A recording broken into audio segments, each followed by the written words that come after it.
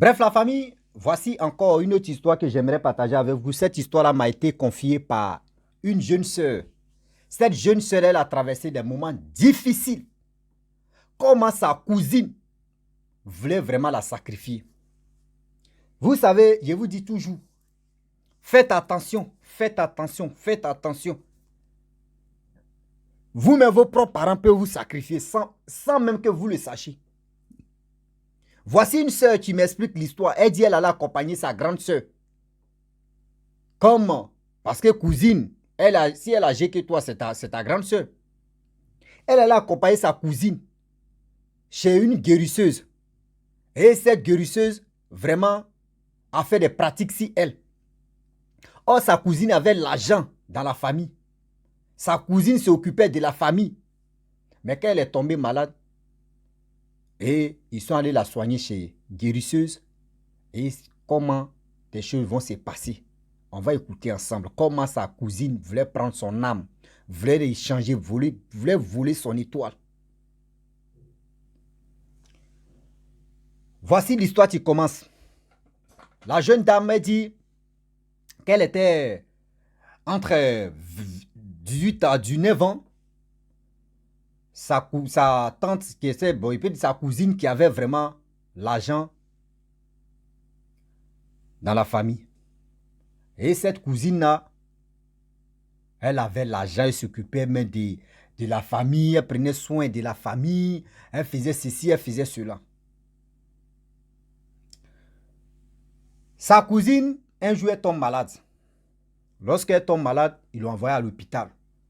Ils ont fait radiographie. Ils ont fait micrographie. Ils ont même fait rossigraphie. Ils ont même fait télégraphie, téléphonographie. Les blancs pensent que nous, on est fous qu'au radio. Quelle radio? Radio, on attend, mais on ne voit pas qui parle dedans. Nos cas de télévisiongraphie, là au moins, on voit les images. Vous voyez, on est bête. Nous tous aussi, on est dedans. Ah oui. Même rossigraphie, même chaînographie, ils ont fait. Même montrographie, ils ont fait ça si sa cousine. Rien. On voit rien.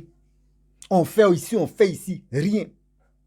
Les parents ont décidé pour dire, ah, si c'est comme ça, allons-y, on voit une dame guérisseuse là. Si elle peut trouver solution pour ça. Même pour aller à l'église, non. Et ils sont allés voir une guérisseuse. Lorsqu'elles arrivent chez les guérisseuses disent, elle peut la soigner. Vous savez, dans la famille, quand vous arrivez là-bas, guérisseuse, regarde bien. C'est l'étoile de qui on peut prendre. Mais ce n'est pas tous ces guérisseuses, hein, ou les guérisseurs, hein, non. Il y a des guérisseuses ou guérisseurs qui sont honnêtes. Donc, du coup, elle ne savait pas que c'est elle, on voulait.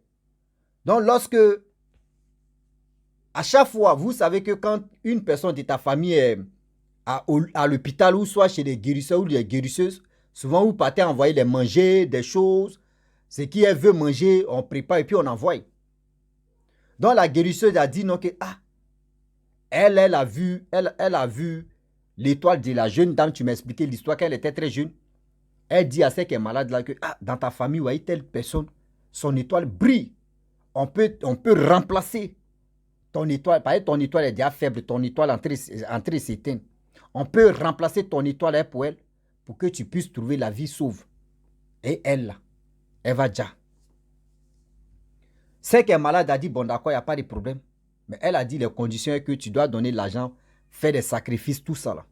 Mais de temps en temps, celle-là doit venir ici. Mais comment ça va se passer? Celle-là a dit non. Si, pour que cette jeune fille-là vienne, sa cousine puisse venir de temps en temps ici, il n'y a pas de problème.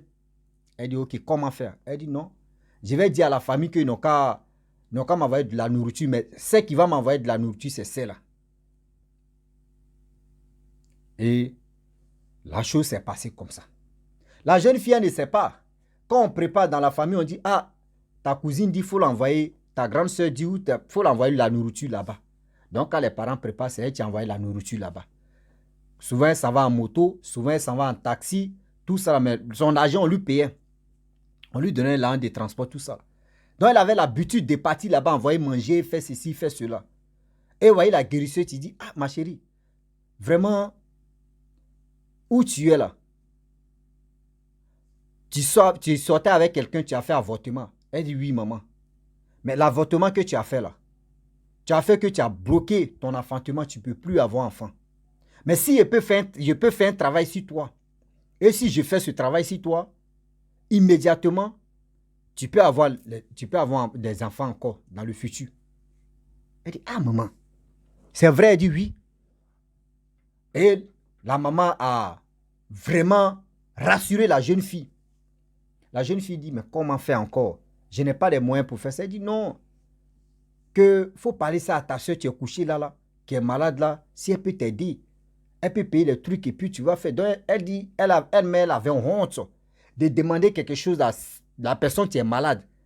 Pour dire, faut me prêter de l'argent ou donne-moi l'argent, je vais faire mon travail pour qu'il puisse avoir enfant. On se soucie de la personne qui est malade. C'est la personne même qui est malade qui se soucie de telle personne qu'on veut laver son ventre. Et c'était là. Elle vient, la guérisseuse a dit, va parler, elle va comprendre. Elle se lève, elle s'en demandé ça à sa cousine. Ah, la dame là, tu sais, qui te soigne, elle dit non que oui. Voyez ce qu'elle a fait. Elle a fait révélation sur moi, c'est vrai. Est-ce que tu ne peux pas me donner un peu d'argent? Elle dit non, il n'y a pas de problème. Si c'est un problème là, il faut me dire moi, je vais te donner l'argent. L'argent, c'est pour tout le monde. Donc, sa cousine a accepté, elle a donné l'argent. La dame aussi, elle a pris, elle a donné ça à la jeune fille aussi a pris, elle a donné ça à la dame. La dame dit, ok, je vais faire ton travail. Gars, c'était pour faire échange de son étoile. C'était pour faire échange de son âme.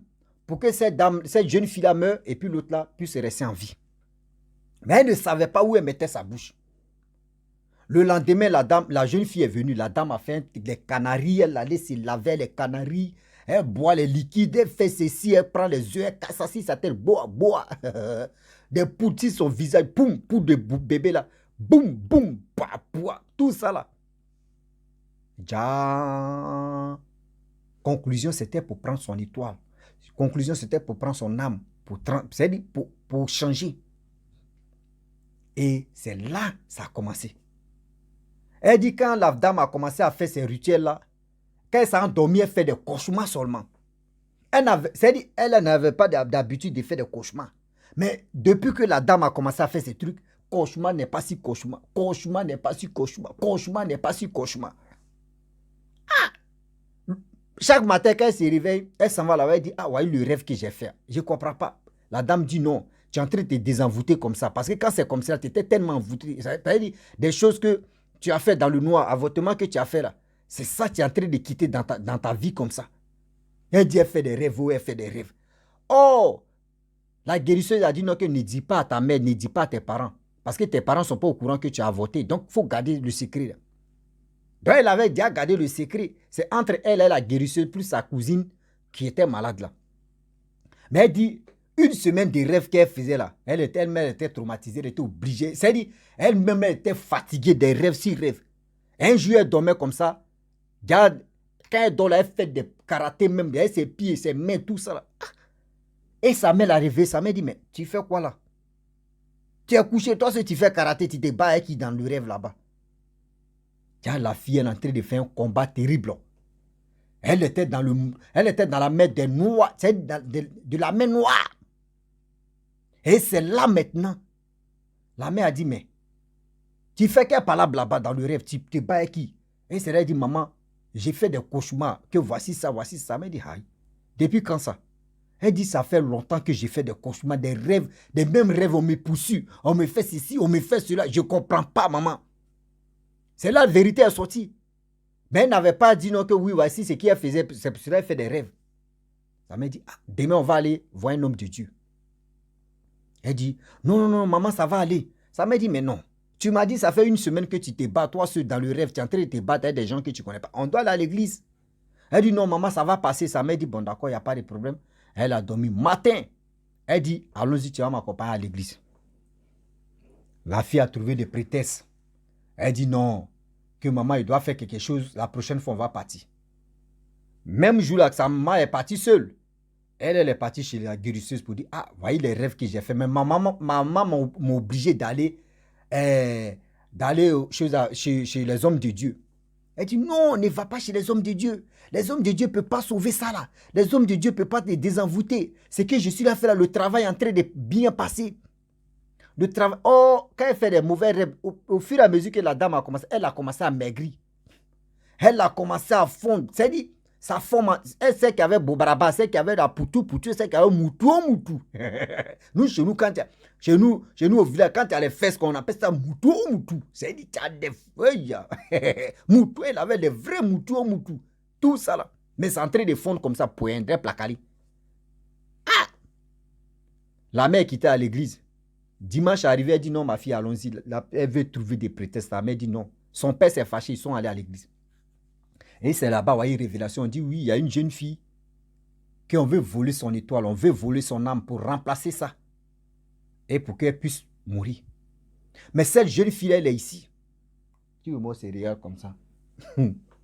Moi, c'est dit, on te regarde comme et tout se regarde comme c'est qui? C'est qui? Et quand c'est quoi? Non? C'est qui? Et après culte, l'homme de Dieu a dit non que oui, j'ai besoin de cette famille-là, on va se voir quand même. Et c'est là, les deux parents plus elle. Et l'homme de Dieu a dit non que quand je parlais en parabole, je parlais de toi. Que où tu te lavais des choses. Et on prend des œufs pour casser sur ta tête. Elle dit oui. La dame où tu t'en là-bas, la guérisseuse là, où ta cousine est là, on veut remplacer, c'est-à-dire qu'on veut prendre ton étoile plus ton âme pour donner ça à ta cousine. Parce qu'elle a l'argent, elle a déjà payé. Donc on veut faire ça là pour que toi tu puisses mourir à sa place et elle va prendre toi ta place. Les parents disent quoi? Donc c'est un truc de oui. Si vous vous rappelez, toi maman, ta fille t'a dit avant-hier que oui, elle faisait des cauchemars. Ceux qu'elle se battait avec eux là, c'était eux, c'est-à-dire si ils réussi à frapper ou à attraper ta fille, c'est comme on attrapait son âme comme ça. Mais elle se battait. Il ne faudrait pas qu'on l'attrape ou on la frappe. C'est-à-dire, la puissance que Dieu lui a donnée là, c'est ça qu'elle prenait pour se battre avec ces choses comme ça. La mère dépassée dit, mais ma fille, pourquoi tu ne m'as pas dit? Ma fille a dit non que oui, la guérisseuse dit, ma cousine dit, il ne faut pas, je vais te dire, ça n'a qu'à rester à nous deux parce que j'ai fait avortement, donc on veut me désenvoûter des trucs d'avortement pour que je puisse avoir enfant. Ma fille, même si tu as fait avortement, même si quelqu'un te dit non qu'il ne faut pas, tu as venu parler ça à tes propres parents, il faut avoir, au moins il faut réfléchir d'abord. Aujourd'hui, il y a des gens qui croient, il y a tous ces amis, non, mon ami dit on allait à quelque part, on dit il ne faut pas parler de ça à mes parents. Vous ne savez pas quand on vous fait comme ça, c'est dit, on vous piège. Tu tombes dedans là, c'est ton allume. Faites attention. Faites attention. Et c'est là, ils ont comme l'homme de Dieu a mis la fille sur gêne, et ses parents sur gêne de 7 jours. Sur gêne de 7 jours, prier n'est pas prier. Elle dit même, ce que l'homme de Dieu a fait là, ça fait que la famille même, c'est-à-dire la famille c'est rien, un clin d'œil, comment se dit. Elle dit, ses parents ils ont commencé à se méfier de cette cousine-là. Se méfier même de ses parents. Oh, ses parents n'avaient rien à voir dedans, mais c'est la cousine avec la fétu, je ne sais pas si c'est guérisseuse là, qui était dans les plans B, pour prendre l'âme de l'autre, pour prendre l'étoile de l'autre. Mais c'était grave, c'était méchant. C'était grave, c'était méchant. Pourquoi c'était... Pourquoi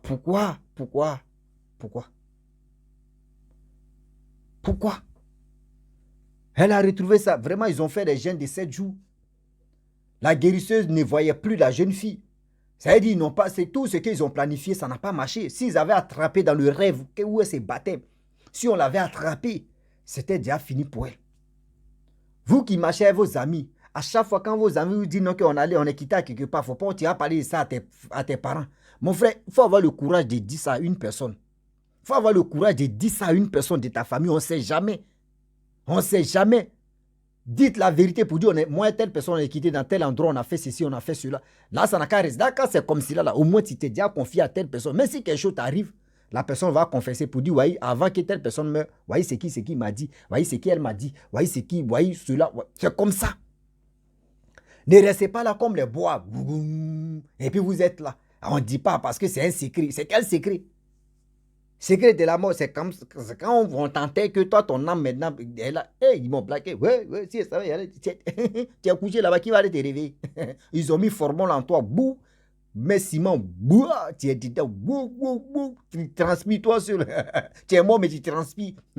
Et après, en même temps, les asticots viennent dire, mon frère, on est ensemble. Ton âme va traîner. À quel moment? C'est que c'est dans les rêves, tu vas venir parler à tes parents que voyez ce qu'ils m'ont fait. Mais il est déjà trop tard. Faites attention. Voici comment une cousine voulait voler l'étoile, l'âme de sa soeur, de sa cousine. Regardez comment.